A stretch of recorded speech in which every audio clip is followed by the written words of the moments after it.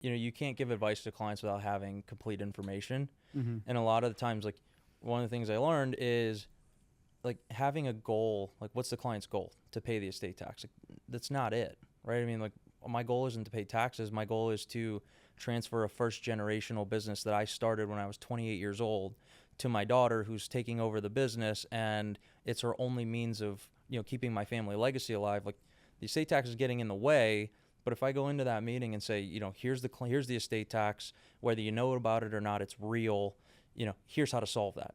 Well, I mean, you guys would agree, like, usually between there and then, we're like, what's the impact of that this estate tax has on what your goal is, which is transferring the family business to your daughter? What's the impact of that today if it happened tomorrow? Mm-hmm. And then, you start to understand the real issue. And for no client in the history of the world is the issue, I'm trying to pay the estate tax, right? I mean, if anything, they want to pay as little as possible, but that's not their goal. And so, when we take a step back, I think you guys would agree most of the time is before the call and before a discussion with the client saying, here's the information I have. If I don't really have a clearly defined goal, I'm not in a position to give anybody advice. Yep. And so a lot of the times, we have to take a step back and say, this is going to require more than one meeting, because I'm not going to spend anybody's time running a proposal for a client if I don't really understand what we're trying to solve for.